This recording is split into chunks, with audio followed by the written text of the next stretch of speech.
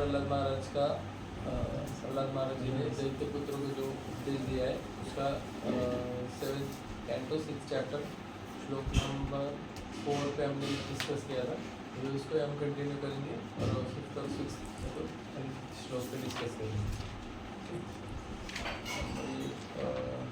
श्लोक पढ़ेंगे। ततो यतेत कुशलः क्षेमाय भवमाश्रितः शरीरं पौरुषं यावन् विपद्येत पुष्कलम् ततो यतेत कुशलः क्षेमाय भवमाश्रितः शरीरं पौरुषं यावन् विपद्येत पुष्कलम् ततो यतेत कुशलम् क्षेमाय भवमाश्रितः शरीरं पौरुषं यावन् विपद्येत पुष्कलम्। ट्रांसलेशन ऊपर पढ़ेंगे।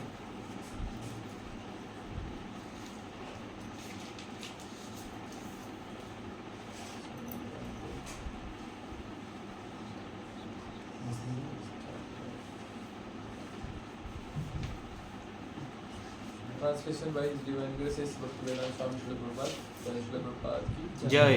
Therefore, while in a material existence, bhavamasrita, a person fully competent to distinguish wrong from right, must endeavor to achieve the highest goal of life as long as the body is stout and strong and is not embarrassed by the dwindlings. As stated by Prahlad Maharaj at the beginning of this chapter, Kaumaram Acharit Pragya, the word Prajana refers to one who is experienced and who can distinguish right from wrong. Such a person should not waste his energy and valuable human lifetime simply working like cat or dog to develop his economic conditions. For one word in this verse, there are two readings, Bhavam Ashrita and Bhayam Ashrita. But accepting the meaning of the either of them will bring one of the same conclusion. Bhayam Ashrita indicates that the materialistic way of life is always fearful because at every step there is a danger. Materialistic life is full of anxieties and fear. Bhayam. Similarly, accepting reading Bhavam Ashrita, the word Bhayam Ashrita refers to unnecessary trouble and problem. For want of Krishna consciousness, one is put into bhavam, being perpetually embarrassed by the birth, death, old age and disease. Thus, one is surely full of anxieties. Human society should be divided into the social system of a Brahmana, Kshatriya, Vaishya and Shudra. But everyone can engage in devotional service. If one wants to live without devotional service, his status as a Brahmana, Kshatriya, Vaishya or Shudra certainly has no meaning. It is said, whether one is in higher or lower division, one certainly falls down for want of Krishna consciousness. A sane man, therefore, is always fearful of falling from his position. This is regulative principle. One should not fall from his exalted position. The highest goal of life can be achieved as long as one's body is stout and strong. We should therefore live in such a way that we keep ourselves always highly and strong in mind and intelligence, so that we can distinguish the goal of life from life full of problems. A thoughtful man must act in this way, learning a distinguish right from wrong, and thus attain the goal of life. ओमज्ञानतिमिरन्दस्य ज्ञानाञ्जनशलाकया चक्षुर्मिलितं येन तस्मै श्रीगुरवे नमः। श्रीचैतन्यमनोभीष्टं स्थापितं येन भूतले स्वयं रूप कदा मह्यं ददाति स्वपदान्तिकम्। वन्देऽहं श्रीगुरो श्रीयुतापदकमलं श्रीगुरून् वैष्णवांश्च श्रीरूपं सागरजातं सहगण रघुनाथान्वितं तं सजीवं साद्वैतं सावधूतं सहितं कृष्ण चैतन्य देवं श्री राधा कृष्ण बलराम सगण ललिता श्री विशाखान्वितांश्च नमो विष्णुपदाय कृष्ण पृष्ठाय भूतले श्रीमते भक्तिवेदांत स्वामिनिति नामिने नमस्ते सारस्वते देवे गौरवाणी प्रचारिणे निर्विशेष शून्यवादी पाश्चात्य देशतारिणे हे कृष्ण करुणा सिंधु दीनबंधु जगत्पते गोपेश गोपिका कांत राधा कांत नमस्ते तप्त कांचन गौरांगी राधे वृंदावनेश्वरी वृषभानुसुते देवी प्रणमामि हरिप्रिये जय श्री कृष्ण चैतन्य प्रभु नित्यानंद श्री अद्वैत गदाधर श्रीवासादि गौर भक्तवृंद हरे कृष्णा कृष्णा कृष्णा हरे हरे हरे राम राम राम हरे हरे। तो लास्ट टाइम हमने क्या डिस्कस किया था, एक तो पॉइंट कोई बोल सकते हैं? मैं बोल देता हूँ। तो पिछली बार के क्लास में मतलब पिछली बार के श्लोक में प्रहलाद महाराज ने बताया था कि हमारा जो भी इकोनॉमिकल डेवलपमेंट है वो नहीं होना चाहिए, ऐसा नहीं है, वो होना चाहिए लेकिन only on basis of sense gratification नहीं होना चाहिए। वो उसी चीज़ के लिए अगर हम बहुत हार्डवर्क या उग्र कर्म करते हैं तो फिर वो गलत चीज़ है, क्योंकि अगर कुछ बहुत इम्पोर्टेंट चीज़ है और आप बहुत मीनियल चीज़ के लिए मीनियल पर्पस के लिए उसका यूज़ कर रहे हो, ऐसा बोल रहे हैं। ये मनुष्य जीवन है, ये जो ह्यूमन लाइफ है, ये बहुत रेयरली मिलता है और बहुत इम्पोर्टेंट है। तो ये चीज़ का एक्चुअल पर्पस क्या है, क्या दिया था, विंदते क्षेमम मुकुंद चरणाम्बुजम। तो जो मुकुंद, जो मुक्तिदाता भगवान श्री कृष्ण है, उनके चरण के प्रति हमें आकर्षण प्राप्त करने के लिए या उनके चरण का प्रति सेवा प्राप्त करने के लिए ये जीवन का यूटिलाइजेशन हमको करना है। ये एक्चुअली पर्पस ऑफ लाइफ है, ह्यूमन लाइफ। तो अगर वो हम खाली इंद्रिय तृप्ति के लिए अगर इकोनॉमिक डेवलपमेंट में टाइम दे रहे तो फिर वो वेस्ट ऑफ टाइम हो रहा है। तो यही चीज़ है। और ये चीज़ क्यों होता है, ऐसा लोग क्यों कर रहे हैं, क्योंकि वो they are guided by misguided leaders are misguiding them about doing only sense gratification and they are encouraging them. Sense gratification is the only way of life and we are getting happiness from that only. Okay? अभी अगला श्लोक में हमने पढ़ा, therefore while in material existence bhavam ashrita person fully competent to the distinguishing wrong from right must endeavor to achieve the highest goal of life. को किसको करना है, किसको highest goal of life achieve करने के लिए ट्राई करना है, जिसको राइट एंड रॉन्ग में डिस्क्रिमिनेशन पता है। तो हमने इससे पहले डिस्कस किया है कि जो मोस्ट ऑफ द टाइम हम आईक्यू पे डिस्कस करते हैं, कभी भी हमारा कुछ करियर में थोड़ा कुछ अंडरस्टैंडिंग नहीं होता तो हम आईक्यू टेस्ट करते, चेक करते वो हमारे लिए क्या सही है, वो इंटेलिजेंट क्वेश्चन। तो हमने उसके बाद हमको ये भी पता चला कि स्पिरिचुअल क्वेश्चन करके भी कुछ तो चीज़ होता है। तो स्पिरिचुअल क्वेश्चन क्या किस चीज़ से रिलेटेड है कि डिस्क्रिमिनेशन पावर हमारा क्लियर हो जाता है कि मेरे लाइफ में मेरे को कुछ डिसीजन लेना है तो क्या सही है क्या गलत है, या फिर जो भी डिसीजन लेना है उससे मेरे को क्या सही चीज़ मिल सकता है और क्या गलत चीज़ मिल सकता है। मतलब द्वंद्व जो चीज़ है ना, वो चीज़ हमको क्लियर होने के लिए स्पिरिचुअल क्वेश्चन का इम्पोर्टेंस है। स्पिरिचुअल क्वेश्चन जितना हमारा ज़्यादा है उतना हमारा लाइफ की तरफ देखने का क्लियरिटी ज़्यादा है। मतलब हमारा भ्रम बहुत कम है, इल्यूजन से हम परे। कब अगर हमारा स्पिरिचुअल क्वेश्चन ज़्यादा है, और स्पिरिचुअल क्वेश्चन किस चीज़ से बढ़ेगा, तो स्पिरिचुअल एक्टिविटीज़ या श्रवण और कीर्तन से बढ़ेगा। और श्रवण कीर्तन का सोर्स हम ऑथोराइज सोर्स से श्रवण कीर्तन करते हैं, जो गुरु शिष्य परंपरा से प्रमाणित है और श्रील प्रभुपाद जी ने हमको दिया। तो यही श्रीमद् भागवतम, भगवद गीता, चैतन्य चरितामृत और प्रभुपाद जी की सभी बुक्स, ये बुक्स हमारा स्पिरिचुअल क्वेश्चन का जो न्यूट्रिशन या पोषण है उसके लिए प्रिंसिपल सोर्स है। उसी सोर्स से हमको प्रॉपर न्यूट्रिशन मिलता है।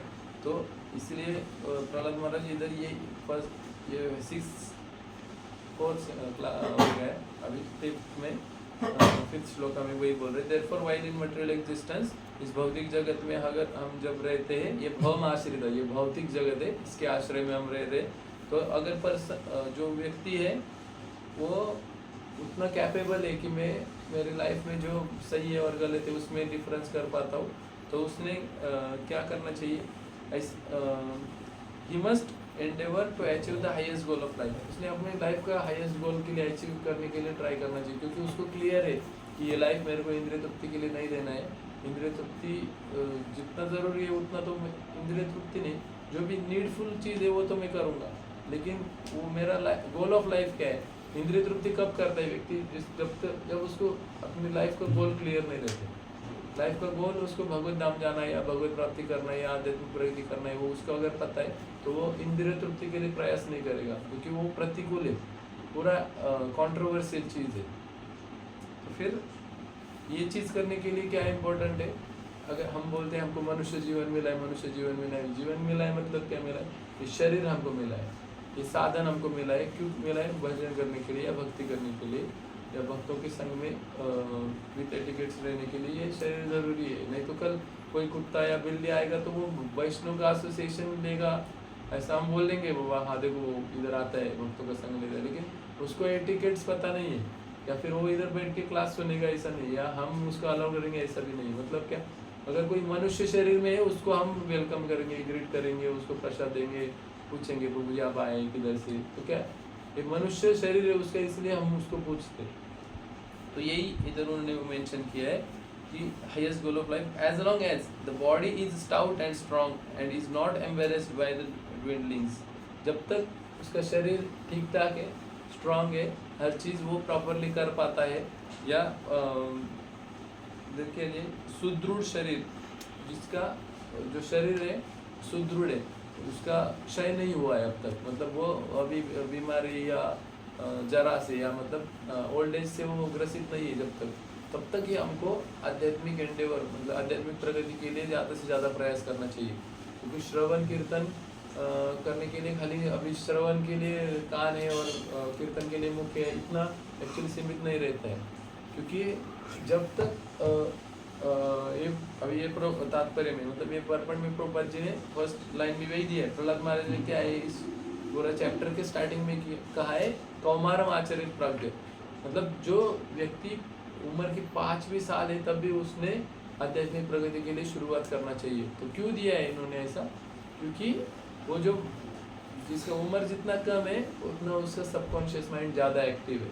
सबकॉन्शियस माइंड मतलब हमारे ये आध्यात्मिक दृष्टि से वो व्यक्ति में ज़्यादा द्वंद्व नहीं है, वो चीज़ उसको क्लियर है, उसको बताया ना कि बाबा कृष्ण पूर्ण पुरुषोत्तम भगवान है, उनकी भक्ति करना चाहिए, हरे कृष्ण महामंत्र का जप करना है, 4 रेगुलेटरी प्रिंसिपल फॉलो करना है, तो वो उसके लेवल पे ज़्यादा से ज़्यादा वो ट्राई करने का प्रयास करता है, क्योंकि उसके मन में कुछ क्रिकेटनेस या द्वंद्व नहीं है, वो क्लियर रहता है, सिंप्लिसिटी रहता है।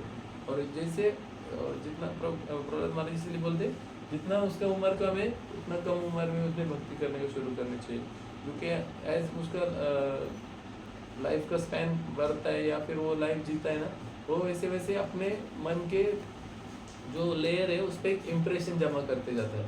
एक्चुअली हर जीव बहुत सारे जन्म लेके मनुष्य जीवन प्राप्त करता है, तो ये पूरे जितने भी जन्म लिए हैं उसमें आहार निद्रा भय और मैथुन ये 4 चीज़ का बहुत अच्छा इम्प्रेशन, अच्छा मतलब वो चीज़ के लिए बहुत स्ट्रॉन्ग ऐसा इम्प्रेशन उसने कलेक्ट किया है।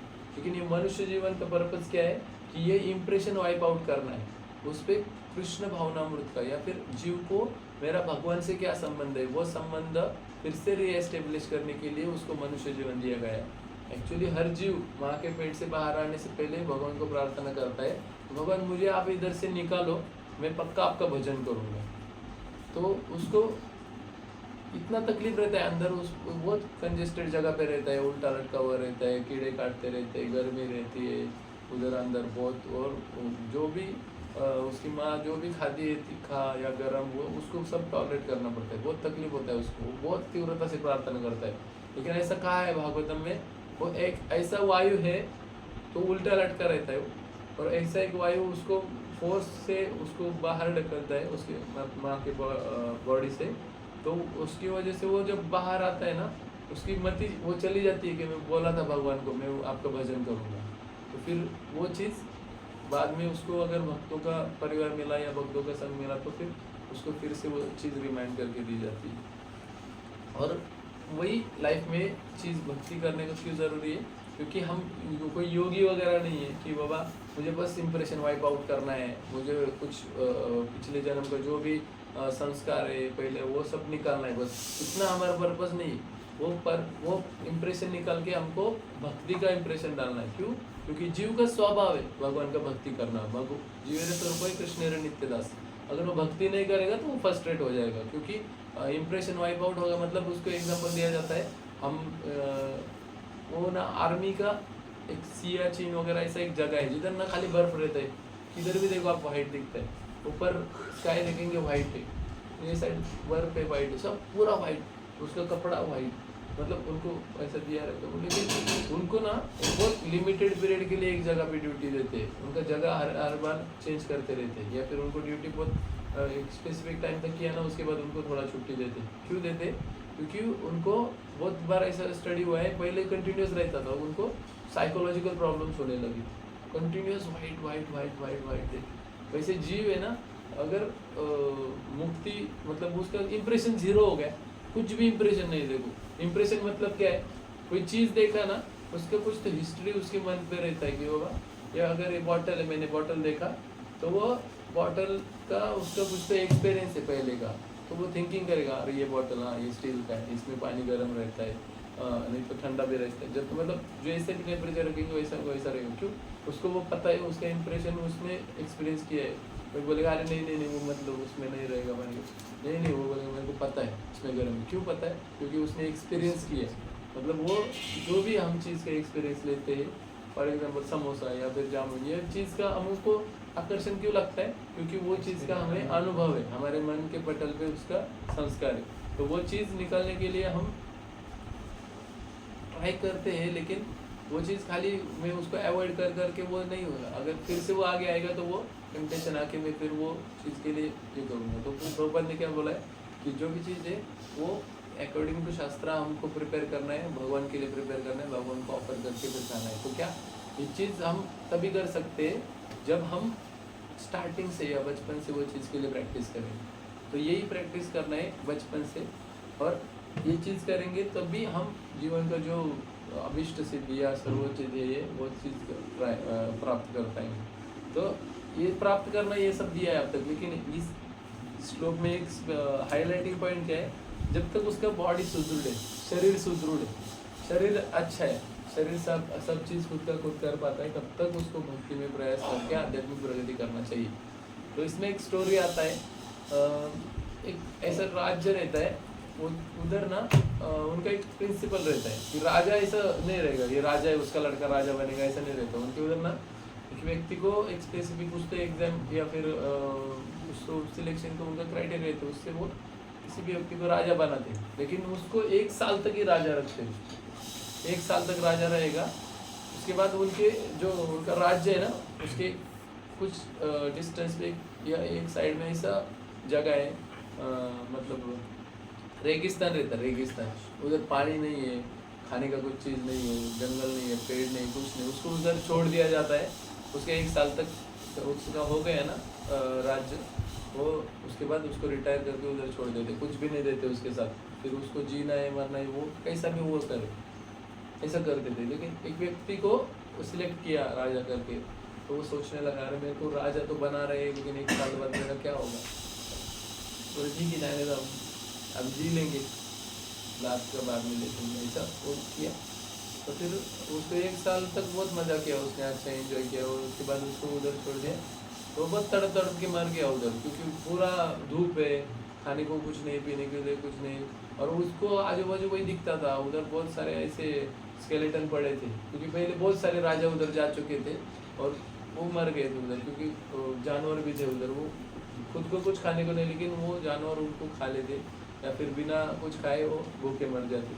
तो फिर एक व्यक्ति जब उसके बाद जिसका सिलेक्शन हुआ ना, तो वो थोड़ा बुद्धिमान था, तो उसने बोला ठीक है मैं राजा बन जाऊंगा, कोई प्रॉब्लम नहीं। तो उसने एक साल के स्पैन में उसने पूरा प्लान किया, लेकिन ये था कि वो साल भर में उसको राजा है तो राजा है, पूरा राजा रहता, उसको उसके अधिकार में कुछ लिमिटेशन नहीं। तो फिर उसने क्या किया, धीरे धीरे ना इधर की होता था, जो राजा का करियर खत्म हो गया उसको ही भेजते थे। तो इसने क्या किया, कुछ लोगों को कुछ एसेट्स के साथ उधर भेजा, मतलब उनको बोला कि आपको मैं कुछ सामग्री दूंगा, तो आप उधर जाइए, थोड़ा रहने का कुछ सेटलमेंट कीजिए, कुछ अरेंजमेंट कीजिए उनके खुद के लिए, और उधर जाके थोड़ा डेवलपमेंट कीजिए। तो उन्होंने धीरे धीरे वो चीज़ जगह डेवलप करने को शुरू किया। तो उन्होंने कुछ रहने का व्यवस्था किया, पानी का व्यवस्था किया, पेड़ लगाए, और वो जाते आते रहते थे। तो फिर राजा ने ऐसे करके उधर बहुत अच्छा जगह डेवलप कर दिया, और उधर पानी का सोर्स हो गया, जंगल थोड़ा बहुत हो गया। तो एक साल में उसने इतना तो बेसिक कर दिया कि लोग आने जाने लगे, कुछ रिसोर्स डेवलप हो गए। तो फिर उसके बाद जब एक साल हो गया तो वो खुशी खुशी उधर चला गया, क्योंकि उसको पता है अभी मैं उधर सर्वाइव कर सकता हूँ। तो ये चीज़, ये स्टोरी का एक्चुअल कंक्लूजन क्या है कि हमको जो ये मनुष्य जन्म मिला है ना, ये actually for the preparation of our next birth. अगर हमको अगला जन्म लेना है या पूरा लेना नहीं भी है, तो भी इसका प्रिपरेशन हमको करने के लिए ये मनुष्य जन्म मिला है। तो ये जन्म में हम हर चीज़ जो भी करते हैं उस चीज़ का कुछ तो रिएक्शन डेवलप होता है। तो प्रभुपाद जी ने तो हमको बहुत बेस्ट वे दिया है कि हमको कोई ऐसा कर्म नहीं करना चाहिए, ऐसा काम कर्म नहीं करना जिसका फल प्राप्त हो, पाप हो या पुण्य हो, जो भी वो चीज़ हमको नहीं डेवलप करना है, क्योंकि उसकी वजह से फिर उसे जन्म लेना पड़ेगा। जन्म लेना पड़ेगा मतलब उसके बाद हमको मुक्ति लेना है ऐसा नहीं है, हमको ये भौतिक जगत में जन्म नहीं लेना है, क्योंकि ये इधर जन्म लेंगे तो एक डिवोटी थे, उनको हमने एक वो बहुत मतलब उनको पूछा, प्रभु आप क्यों आए? बोले बाबा वो अभी स्कूल से आया, कॉलेज कंप्लीट किया, ये इंजीनियरिंग किया, इतना तकलीफ है, फिर से जन्म लेंगे मतलब फिर से स्कूल जाना है, फिर से पढ़ाई करना है, तो ये चीज़ कौन करेगा? मतलब वो थोड़ा एक जोकिंगली बोले, लेकिन ये चीज़ भी किसी किसी के लिए बहुत ऐसा रहता है कि वो ये नहीं चाहिए। वो जैसे मैं अभी एक बार हो गया, हाँ हो गया बाबा, ये इंजीनियरिंग कंप्लीट हो गया, ऐसा रहता है। वैसे एक्चुअल प्रॉब्लम्स जन्म मृत्यु और जरा, जन्म मृत्यु जरा और व्याधि, ये 4 प्रॉब्लम्स कॉमन है। जब ये किसको समझा, जिसको डिस्क्रिमिनेशन पावर है। डिस्क्रिमिनेशन पावर कैसे आए? शास्त्र के अध्ययन से। शास्त्र के अध्ययन करके उसका स्पिरिचुअल क्वेश्चन डेवलप हो गया, और वो डिस्क्रिमिनेट कर पाया कि ये मनुष्य जन्म में जो इंद्रिय तृप्ति का चीज़ है वो मेरे को फिर से मेरे कर्म का रिएक्शन डेवलप करेगा, और मेरे को फिर से जन्म लेना पड़ेगा, और जन्म लूँगा तो फिर ये सब जन्म मृत्यु जरा व्याधि रिपीट हो जाएगा। तो फिर ये चीज़ ही नहीं करना है, ये अवॉइड करना है। तो वो क्या करना है उसके लिए? जब तक उसका शरीर ठीक है तो आध्यात्मिक प्रगति करना है, शास्त्र का अध्ययन करना है। तो ये सब चीज़ हो गया, पहले ही डिस्कस हो चुका है, फिर से रिपीट हो गया। लेकिन ये सुदृढ़ शरीर जब तक खराब नहीं होता, तो ये शरीर ठीक रखने के लिए क्या करना है? तो हमको एक डिसिप्लिन लाइफ जीना है। आयुर्वेद बोलता है आहार, निद्रा और ब्रह्मचर्य, ये 3 चीज़ है एक्चुअली बेसिक अपना शरीर ठीक रखने के लिए।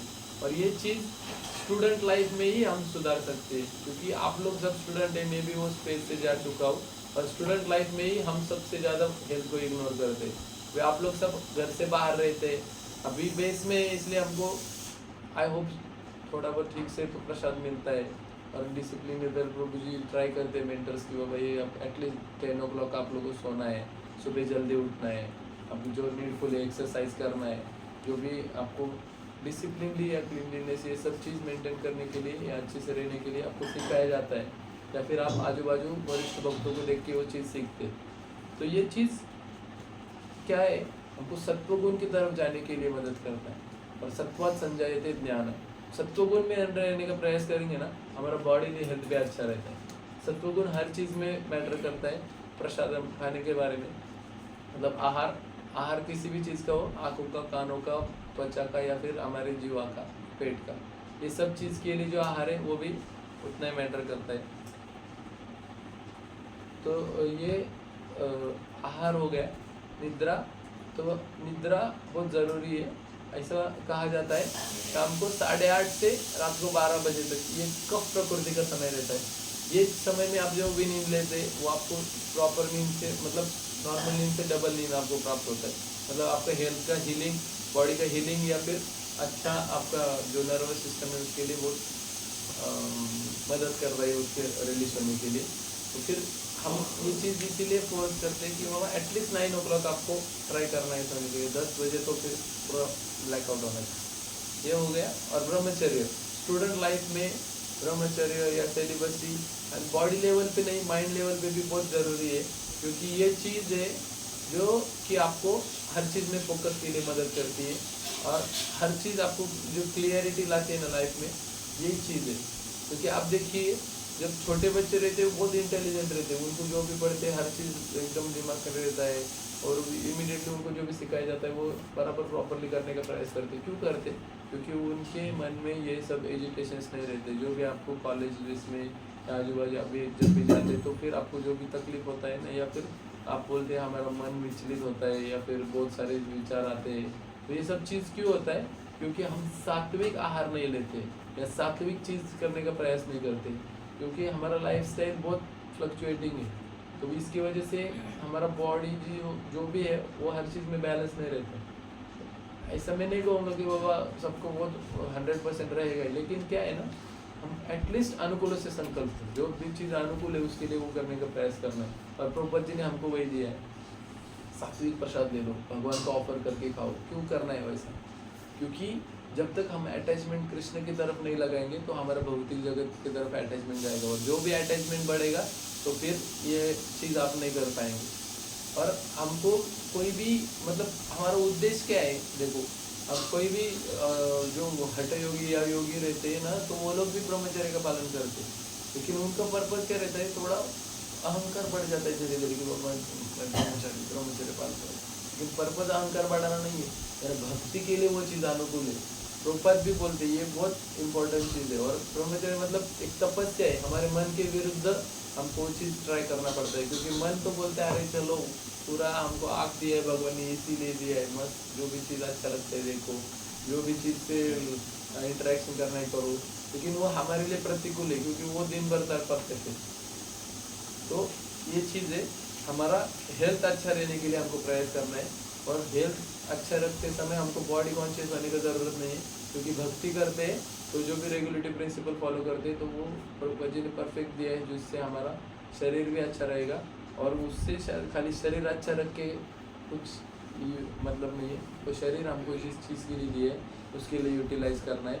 और जब तक सुदृढ़ शरीर है उसका जब तक क्षय नहीं होता है तब तक हमको आध्यात्मिक प्रगति उतना करना है कि उसके बाद हमको प्रैक्टिस करने के लिए शरीर तकलीफ भी दे तो भी हम प्रैक्टिस कर पाएँ।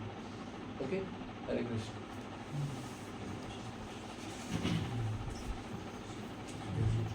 आपने जैसे बताया था कि जब एक शरीर मतलब एक जीवा माँ के गर्भ में होता है तो फिर उसे सब याद रहता है, फिर बाद में इस मतलब जब में आने के बाद वो भूल जाता है।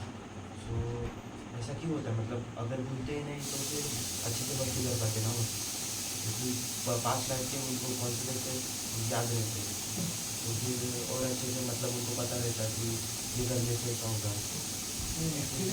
ये उसके लिए शिक्षा है। शिक्षा मतलब पनिशमेंट है, क्योंकि ना तो ये भौतिक जगत में वो आया ना, उसको उसका जो भी कर्म है ना उसको सफर करना है।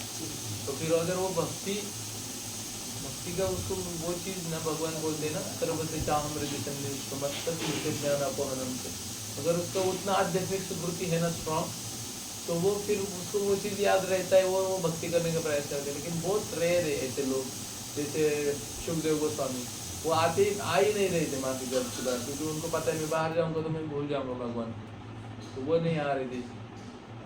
तो ऐसा चीज़ रहता है, वो बहुत भगवान के नित्य सिद्ध पार्षद रहते हैं कि वो नहीं भूलते एक्चुअली वो लोग। मतलब अभी प्रभुपाद जी को बचपन से उनको भक्ति मतलब उनका लाइफ कुछ अलग नहीं था। हम लोग नहीं बोलते मेरे को बैलेंस करना है, मेरा स्पिरिचुअल लाइफ और मेरा मटेरियल लाइफ या फिर मेरा एजुकेशन, वो सब चीज़ मेरे को बैलेंस करना है। लेकिन हमको तो ये सिखाया जाता है कि हमारा लाइफ स्टाइल ही ऐसा होना चाहिए कि मेरा जीवन आध्यात्मिक ही होना चाहिए, और उसके साथ फिर ये मेरा कॉलेज पढ़ाई या फिर मेरा करियर के लिए मेरे को कुछ तकलीफ नहीं होगा, क्योंकि फिर मैं क्या होता है मेरा आध्यात्मिक साधना बाकी है, और मेरा ये भौतिक जगत का भी जीवन है उसको भी मेरे को टाइम देना है।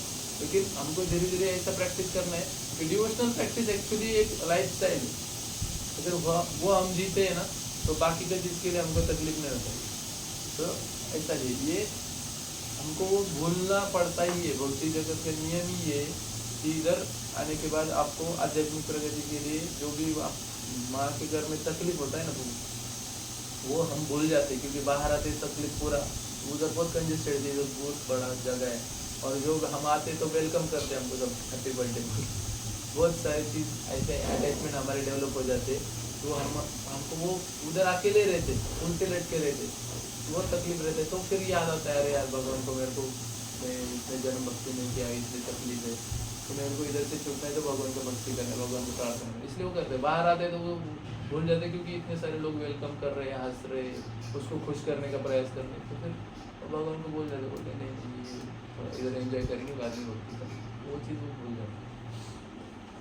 फिर भी अगर भक्तों के घर में जन्म मिलते हैं, भक्तों का एसोसिएशन में होता है, तो फिर वो चीज़ रिमाइंड हो जाता है उसको, शास्त्र के माध्यम से जो भी उसको पढ़ा थी शास्त्र। रिमाइंड होता है मतलब पास्ट लाइफ। रिमाइंड मतलब अभी आपको कैसे पता चल जाए भक्ति करना है, ऐसा नहीं है, आपका कुछ हिस्ट्री नहीं है, पिछले जन्म में कुछ भक्ति नहीं किया है, फिर भी आपको ये चीज़ मिला है। ब्रह्मांड भ्रमित कौन भाग्यवान जीव, गुरु कृष्ण प्रसादे पाए भक्ति लता, गुरु और कृष्ण का कृपा प्राप्त हुआ है, तब आपको भक्ति लता का बीज मिला है। मतलब भक्ति लता का भक्ति करने का ये जो मार्ग मिला है, हमको लगता है अरे ठीक है, ये रहने के लिए अच्छा जगह था, भक्तों का नहीं, पॉजिटिव माइंड बनता है, पढ़ाई के लिए भी अच्छा है, तो वो अच्छे लोगों के संग में रहेंगे। ये अपने इच्छा से नहीं हुआ है, ये भगवान का अरेंजमेंट है हमारे लिए, ये बहुत इंपॉर्टेंट चीज़ है। ये रूप गोस्वामी, यशर गोस्वामी, गोपाल जी, ये गुरु शिष्य परंपरा ने हमको जो मार्ग दिया है, इसको दिया है, ये दिव्य चीज़ है, दिव्य चीज़ ये हमको मिला है। ये हमको हर बार ग्रेटफुल रहना चाहिए ये चीज़ के लिए। कोई व्यक्ति ने नहीं दिया, ये मेरे लाइफ में गुरु और कृष्ण के वजह से ये मेरे फीट प्राप्त हो।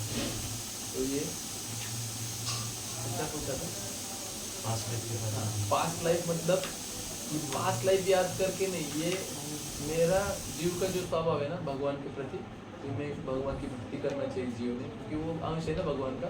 तो ये चीज़ वो भक्ति करने का प्रयास करता है, मतलब क्या, तो धीरे धीरे ये चीज़ पास्ट लाइफ मतलब ये चीज़ नहीं रिमाइंड होगा, अरे मैं पिछले जन्म में सुअर के जन्म में था, वो चीज़ रिमाइंड नहीं होगा। लेकिन मेरा स्वरूप क्या है, कृष्ण की सेवा करना है, कृष्ण की भक्ति करना है, ये मेरे को रिवील हो रहा है। मैं धीरे धीरे वो चीज़ के लिए ट्राई कर रहा हूँ, और वो स्वाभाविकता से जब उसको लाइफ बन जाता है ना भक्ति में, क्या ये देखिए मैं इधर कुछ वॉलपेपर भी रखा है, वो धीरे धीरे क्या होता है, as result of this shraddha day by day you will feel how can I give more and more pleasure to guru and Krishna. तो ये धीरे धीरे हमारे में हृदय में प्रकट होने लगता है, मैं अच्छे से कैसे भक्ति करूँ, कृष्ण को कैसे आनंद देने का प्रयास करूँ। तो ये एक चीज़ क्या है, ये क्यों, ये किसका इंडिकेशन है, this indicates that Guru and कृष्णा's mercy is upon you. This hankering to please Guru and Krishna is called भक्ति लता बीज। ब्रह्मांड ब्रह्मित कौन भाग्यवान जीव, गुरु कृष्ण प्रसादे में भक्ति लता बीज। गुरु और कृष्ण की कृपा से हमारे हृदय में ये इच्छा प्रकट होने लगता है कि मैं कैसे भगवान के भक्त, मेरे गुरु मतलब जो है उनको, गुरु शिष्य परंपरा, उनको मैं प्लीज कैसे कर पाऊँ, ये चीज़ के लिए मेरे को इच्छा डेवलप होने लगता है, और मैं ये करता हूँ। ये चीज़ रिमाइंड होता है मतलब ऐसा। और कोई प्रश्न है किसी का? ह्यूमन लाइफ रियल है, इसका शास्त्र में कुछ हाँ, श्रीमद् भागवत में 11th कैंटो में दिया है कि दुर्लभम मानुषम जन्म देहिनाम शनभंगुर तत्रापि दुर्लभम मन्ये वैकुंठ प्रिय दर्शनम। मतलब ये जो ह्यूमन लाइफ है बहुत रेयर है, और ये शरीर है मनुष्य, मतलब शरीर ये बहुत क्षणभंगुर, मतलब बहुत टेम्पररी है, कभी भी नष्ट हो सकता है। और उससे भी दुर्लभ क्या है, तत्रापि दुर्लभम मन्ये वैकुंठ प्रिय दर्शनम। ये भागवत में कोटेशन है उसकी, दुर्लभम मानुषम देवो देहिनाम क्षणभंगुर तत्रापि दुर्लभम मन्ये वैकुंठ प्रिय दर्शनम। तो क्योंकि 84 लाख स्पीसीज है, और हर स्पीसीज में भी बहुत सारे टाइप है, एक एक स्पीसी में हजारों जन्म लेने पड़ते। तो कर्म महाराज क्या बोलते हैं, एक एक योनि कोटि कोटि तेरा तेवा मनुष्य जन्म हमारा लगे, मतलब एक एक योनि में करोड़ों भी जन्म लेने पड़ते हैं। तो फिर वो जन्म लेने के बाद फिर ये मनुष्य शरीर प्राप्त होता है। और ये मनुष्य जन्म का पर्पज भगवद गीता में भगवान ने दिया है कि अब भक्ति करने के लिए या मुझे प्राप्त करने के लिए आपको ये जन्म ऐसा है। हम ह्यूमन हैं तो हमको सिर्फ ह्यूमन ही लाइफ है, अगला वाला भी ह्यूमन ह्यूमन ह्यूमन ह्यूमन ही नहीं, कैटेगरी। ऐसा कुछ नहीं। अगर ये ह्यूमन लाइफ में अगर हम आध्यात्मिक प्रगति नहीं करेंगे, सत्वगुण वाला जीवन नहीं जिएंगे, तो भगवद गीता बोलती है सत ऊर्ध्वम गच्छन्ति सत्वस्था, मतलब ये मनुष्य के ऊपर भी बहुत सारे लोग, गंधर्व लोग, तपलोक, जनलोक, सत्यलोक, स्वर्गलोक, इधर भी हमको जन्म मिलेगा। क्यों मिलेगा? क्योंकि अगर हम सत्वगुण का लाइफ जिएंगे, अगर पुण्य कर्म करेंगे तो क्या होगा? ऊर्ध्वम गच्छन्ति सत्वस्था, मध्य तिष्ठते राजसा। जब रजोगुणी जीवन जिएंगे, पुण्य अच्छे से रहेंगे, किसी को तकलीफ नहीं देंगे, तो फिर से मनुष्य जन्म मिलेगा, ये भौतिक जगत में मिलेगा। मध्य तिष्ठते राजसा, जघन्य गुण वृत्तिस्था, ये जघन्य कार्य करेगा, पाप करेगा, फॉर रेगुलेटिंग प्रिंसिपल ब्रेक करेगा, या किसी का हत्या करेगा, जो भी पाप कर्म है वो करेगा तो वो डिग्रेड होगा। जघन्य गुण वृत्तिस्था अधोगच्छति तामसा, वो तमोगुणी कार्य करेगा तो वो नीचे के योनि में चला जाएगा। तो ये बहुत सारी स्पीसीज में जन्म लेके मनुष्य जन्म का प्लेटफॉर्म मिला है, जिधर से भगवत धाम जाना है, तो वो चीज़ हमारा फिर से मतलब वो चांस चला गया, फिर हम और डिग्रेड होते जाएंगे। एक्चुअली ये मनुष्य जन्म छोड़ के बाकी की स्पीसीज है ना, उनको पाप नहीं लगता है, क्योंकि ये सब स्पीसीज है ना वो धीरे धीरे उनका डेवलपमेंट चल रहा है, प्रयास प्रोग्रेस चल रहा है मनुष्य जन्म को प्राप्त करने के लिए। लेकिन मनुष्य जन्म में अगर हम चीज़ प्रॉपर ज्ञान अर्जन करके अगर हम भक्ति नहीं करते ना, तो फिर से जघन्य कार्य करते और जघन्य गुण वृत्ति से अधोगच्छति तामस, फिर से डिग्रेड होते मनुष्य जन्म के नीचे के स्पेसिस में, फिर वो ये नहीं करते, मनुष्य जन्म नहीं मिलेगा। मतलब ये आपका जो क्वेश्चन था कि मनुष्य जन्म ही मिलेगा, ये नहीं है। मनुष्य जन्म प्राप्त करने के लिए भी आपको सुकृति प्राप्त करना जरूरी है। हरे कृष्ण।